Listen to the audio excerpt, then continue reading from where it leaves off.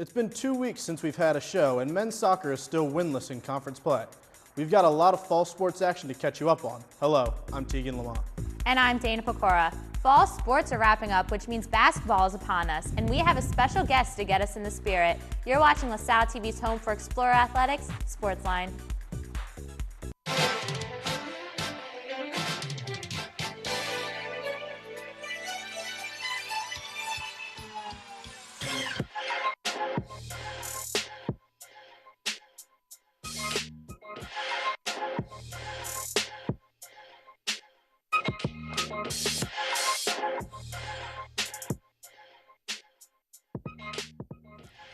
Welcome to SportsLine. We have yet another newcomer to SportsLine as Sydney Cortez makes her debut in this week's Explorer Report. And I had the chance to sit down with new women's basketball coach Mountain McGilvray to talk about what's in store for the team this year. But first, let's take a look at our SportsLine top 3.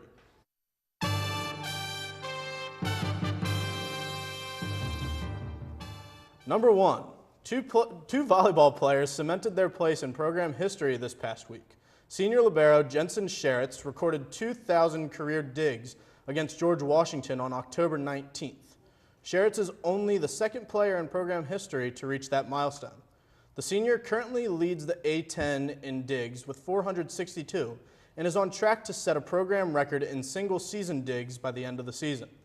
Meanwhile, junior Catherine Wood also set a record against GW. Wood surpassed 3,000 assists in the game. She currently leads the A10 in assists per set with 11. Number 2. Philadelphia native Brett Warner won the Atlantic 10 Rookie of the Week for his performance against George Washington in his second career game.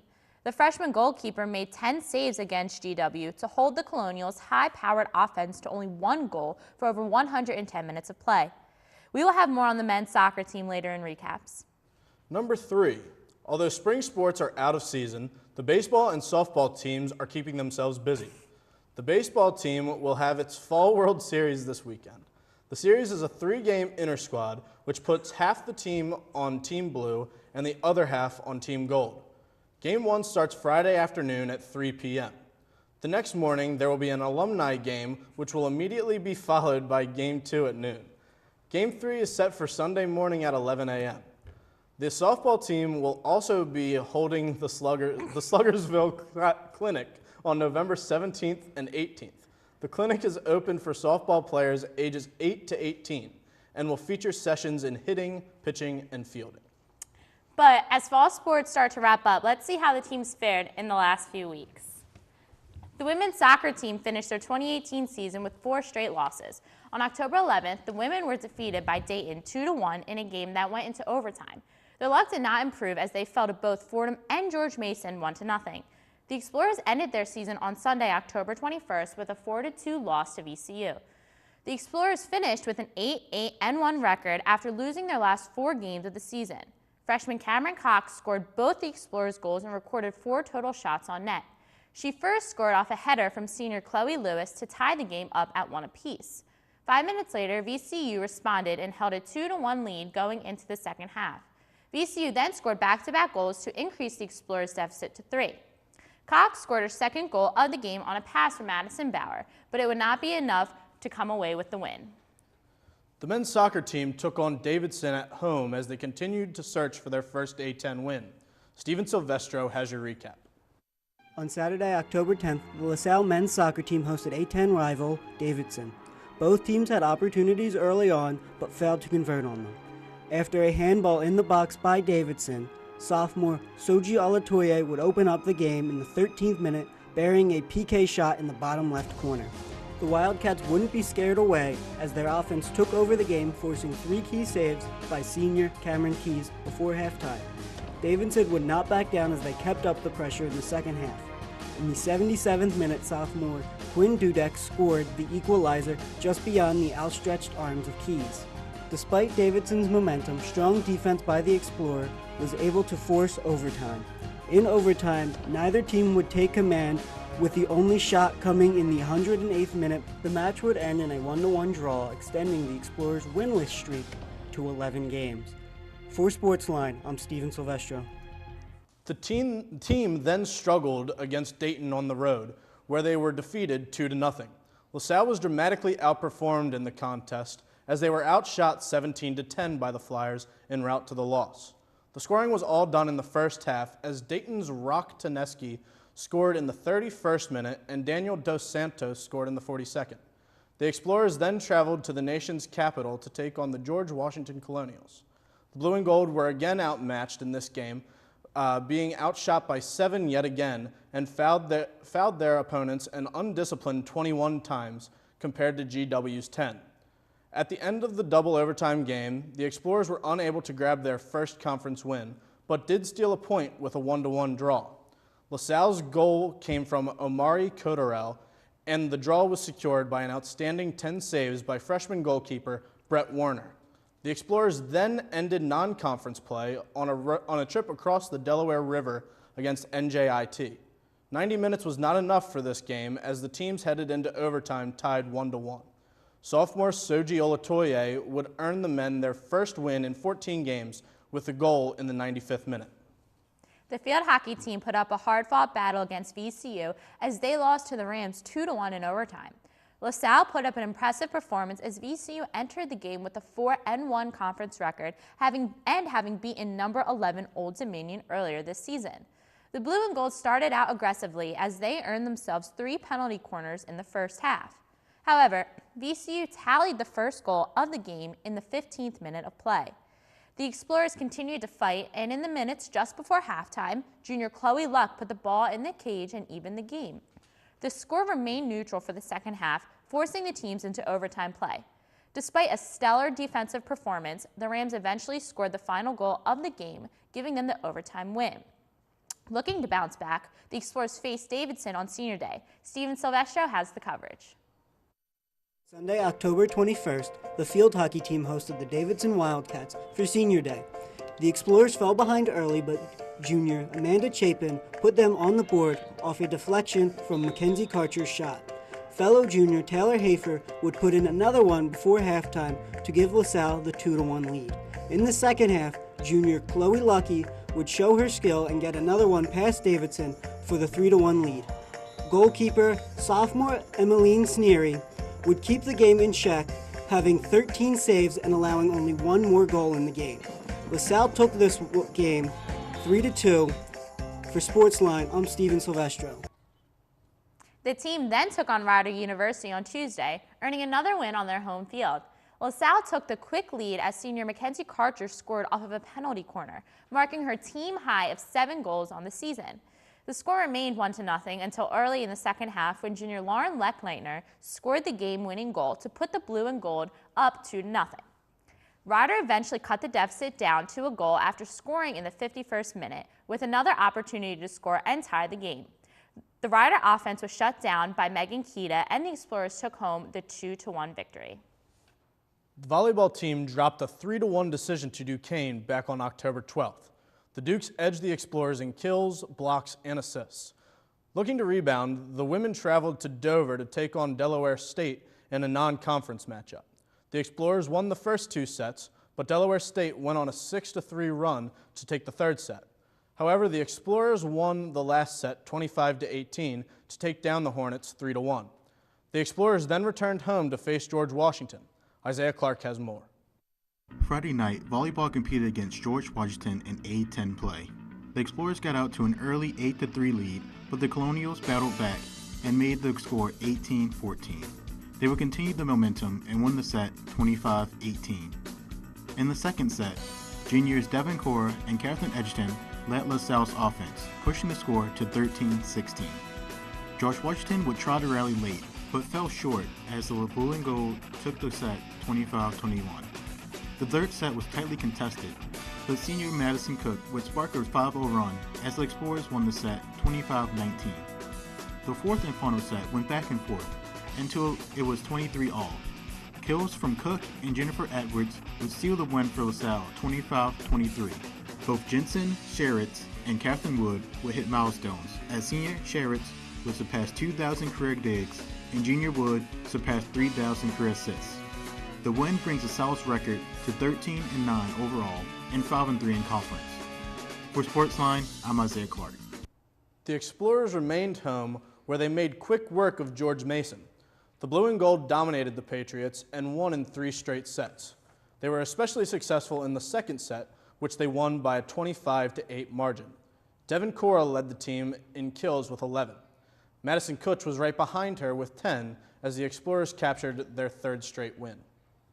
Men's and women's swimming kicked off their season in a dual meet with Drexel at Kirk Pool. The men earned a 154-134 win over the Dragons. In his first collegiate meet, freshman Zachary Walbert was victorious in both the 100 and 200 fly. Juniors Marcus Forsgreen and Norman Gregory finished first and second in both the 50 and 100 free. Junior Blake Griffith earned wins in both the 1-meter and 3-meter diving events. Meanwhile, on the women's side, Drexel earned a 192-106 win over LaSalle. Despite outstanding performances by some newcomers, freshman Sarah Wan earned a win in the 50 free and was one of 4 freshmen to pick up a win. Phoebe Shia collected a win in the 1-meter dive, and Sarah Rossetto won the 200 free. The cross-country teams competed at the Princeton Invitational to prepare for the A10 championships. The women's team was led by the Mancini sisters, with junior Grace Mancini crossing the finish line first for the Explorers and taking 12th overall in a field of over 220 runners. Liz Mancini finished 31st overall, while Eleanor Mancini finished 91st in her collegiate debut. The women finished 11th as a team. The men's team also competed at Princeton. Freshman standout Ibrahim Kadir paced the men's team in the 8K with a 27th place finish, clocking in with a time of 24 minutes and 46 seconds. Ryan James was the second finisher for LaSalle with a 35th place finish. The sophomore finished the race in 24 minutes and 54 seconds. The men's team also finished 11th of 20 competing teams. The men's water polo team has had a light schedule the last couple weeks as they prepare for the MAWPC championships in November. LaSalle fell to the Rams of Fordham by a score of 18-9, struggling to keep up with the Rams in the second half. Down by only 3 at halftime, the Blue and Gold were outscored 6-3 in the third quarter and was unable to make up the deficit. Junior Joey DeFusco led the Explorers in scoring, accounting for 3 of the team's 9 goals, while sophomore Cole Straussen finished the match with 2. The men's golf team hit the links at the Phoenix Invitational, finishing 15th and making program history. The squad set a new program low of 281 for single-round play. Sophomore Ron Fishang reached a new professional best. His 5 under par score in the 3rd round ranked 2nd among all 92 players in the tournament. At the Muskies Invitational, the men's team was led by both Fishang and freshman Parker Wine, as the squad finished 13th overall. On the women's side, the Explorers took to the Lee Invitational and finished in 9th as a team. Junior Maribel Declan once again carried the team throughout the tournament, registering a final round score of 84. Sophomore Franca Hurtado had an especially impressive second round, carding an 81 and posting the best final round score for the Blue and Gold. The tennis team finished their fall season at the ITA Northeast Regionals. In the single tournament, the Explorers' only representative was senior Francesco Mauri. He faced Drexel sophomore Sunil Jagatani in the first round. The two battled back and forth, forcing the first set to go into a tiebreaker that Mauri grabbed to take a one-set lead. The second set went like the first and came to a tiebreaker.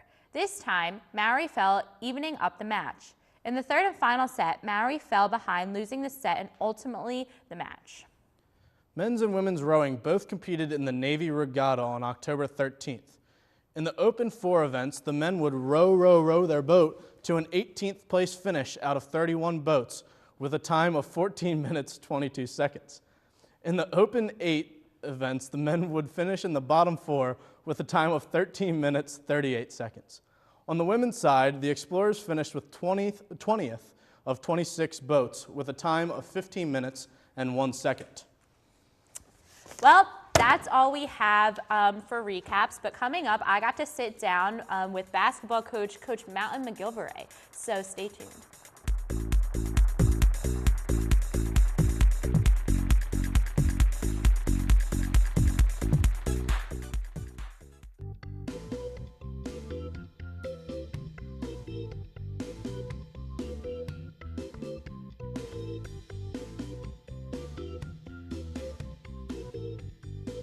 According to the Mayo Clinic, exercising has stress-busting benefits by bumping up your endorphins and improving your mood.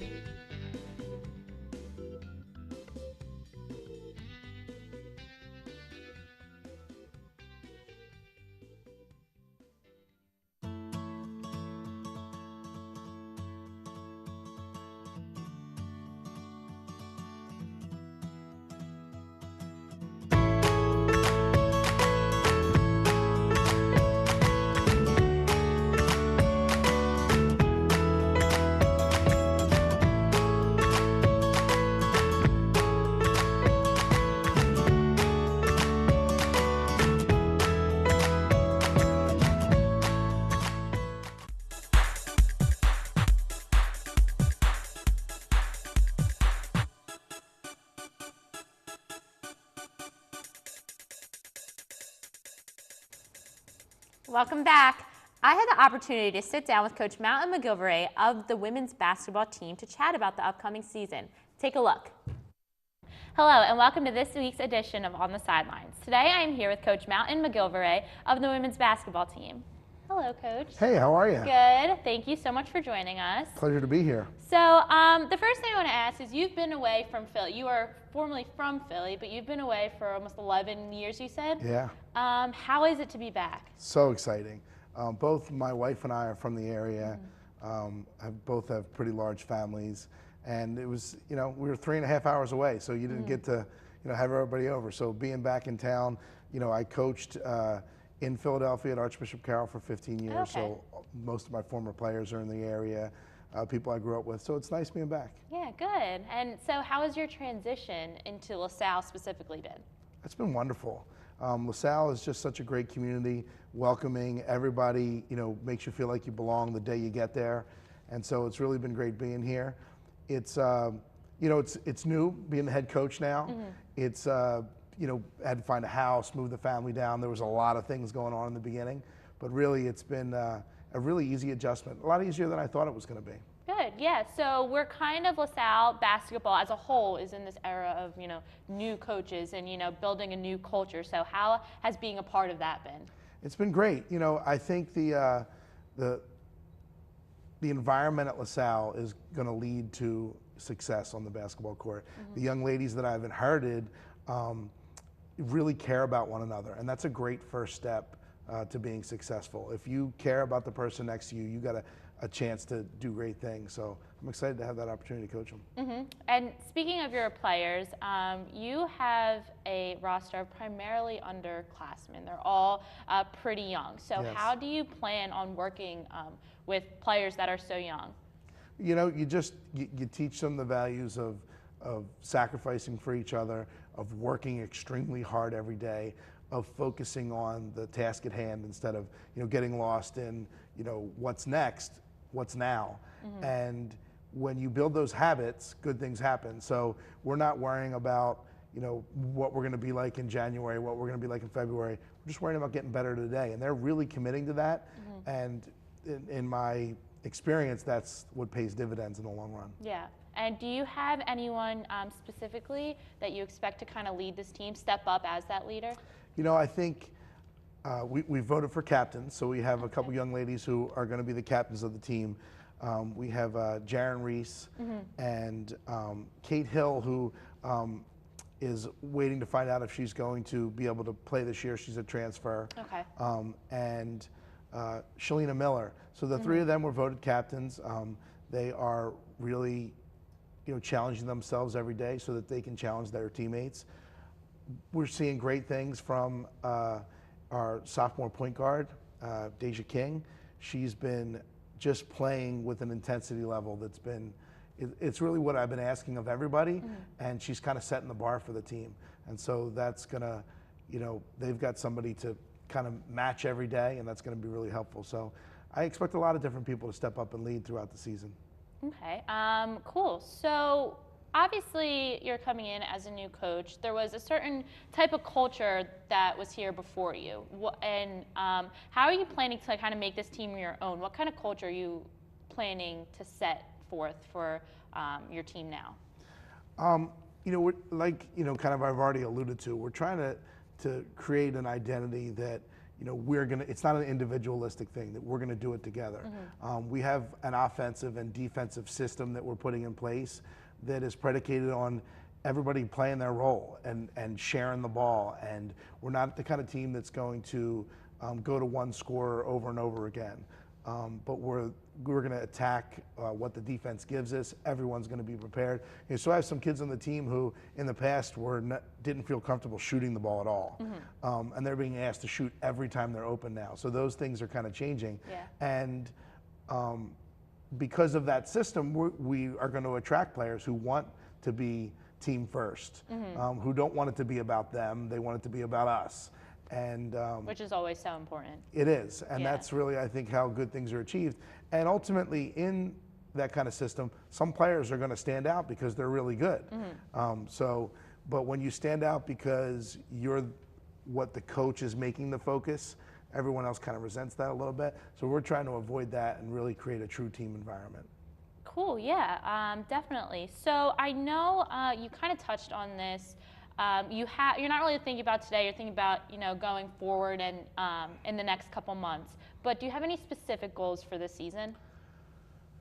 That's a great question. Obviously, every time we come into a season, our goal is to win the Atlantic 10 and get to the NCAA tournament. And once we make that happen, then we're going to raise the bar and set a goal to go beyond the NCAA tournament and do things in the tournament. But right now, that is the goal. But really, we're focused on preparing this whole preseason for November 6th, Howard University, 5:15, game number 1. And you heard it here first, be there. That's it. Then that's what we're looking forward to. The team, is already commenting that they feel really good about the work they're putting in and how hard they're going. I think some of the players on the team, have said to me they haven't worked individually as hard as they're working. And I still want a lot more from all of them. Yeah. And the idea is that we're prepared and ready to play game number 1, and we're getting there. Good, good. And kind of just to wrap up, what are your specific goals as a coach in your time at LaSalle? To impact positively every player that I get a chance to coach. This being a Catholic university, I grew up. I'm Catholic, and I grew up in the church and in Catholic schools my whole life until I did go to Temple. So until I went to college, but I want to try to instill those values in the players that I coach. I want to try to get them to understand that the lessons they learn on the basketball court are lessons that are going to help them throughout their entire life, and also have them understand that to be grateful for the things that they've been given. Most of these players are all on scholarship. They're being able to come to school for free, so that they understand that that's really a gift. Like, as much as they think they've earned it, they didn't have to get it. Yeah. Right? And to be grateful for that. And I find that when people are grateful for the blessings they have in their lives, they're happy. Awesome. And when they're thinking about what they don't have, they're not happy. Yeah. So if I can get them to understand that, they're going to be happy players, which is going to translate to happy adults in the long run. Awesome. Well, thank you so much. We'll forgive you for going to Temple and not LaSalle, but it's okay. We wish you the best of luck on this season and your future at LaSalle. So thank you so much for joining us. Thanks a lot. Glad to be here. For On the Sidelines, I'm Dana Pecora. I'll see you back at the desk. So this was a really awesome interview with Coach McGovray. So he is coming back after 11 years, he said. He wasn't in Philly, but he was originally from Philly. So he's super excited to be back, and I really am excited for the new culture he's going to bring. And he's having these girls work hard, and I really think it's going to make, the difference that we need. It was an awesome interview.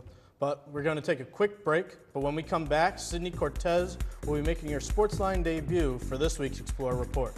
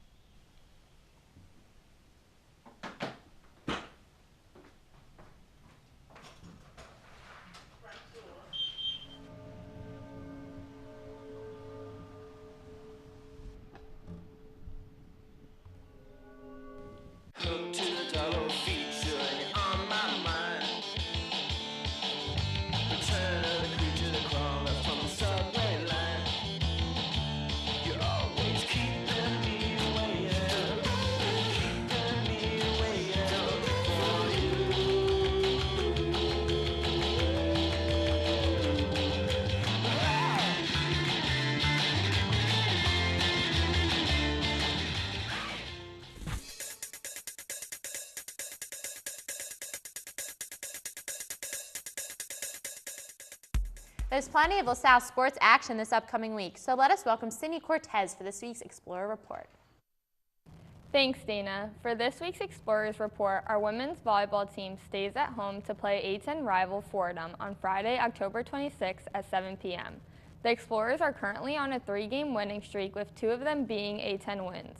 LaSalle's conference record holds steady with 6 wins and only 3 losses, with one of those wins coming from Fordham. For the Explorers, senior libero Jensen Sheritz and junior setter Catherine Wood are the players to watch this week. Sheritz became the 2nd player in program history to achieve 2,000 career digs, while Catherine Wood became the 3rd player in program history to surpass 3,000 assists this past week. The Rams are currently not looking so good, as they have 4-game losing streak and have only 2 wins in conference play. This week should be an easy win for the Explorers as they finish the last of their conference games. Thanks, Sydney. Yep. All right, so we have some predictions for the volleyball team this week. Take it away. All right, they're playing really well right now, and Fordham's kind of stinky. So I have us winning 3-1. I have us winning 3-2, just because I think we're going to win, but I think it's going to be a little bit more of a challenge. Yeah. And off to Sydney's pick. For my pick this week, I have LaSalle sweeping the Rams 3-0. Go Explorers! Thanks, Sydney. Yep, thank you, Sydney. Well, that just about wraps it up for us this week. If you can't make it out to see the Explorer Report, be sure to tune in next week for our coverage. Keep up with this weekend's other events by visiting goexplorers.com or check out this week's edition of the Collegian. Also, check us out on Facebook at facebook.com/LaSalleTV and on Twitter at SportsLine LTV. We welcome you to send us your thoughts and suggestions there. For Stephen, Isaiah, Sydney, and our SportsLine team, I'm Tegan Lamont. And I'm Dana Pecora. Thanks for joining, and we'll see you at the game.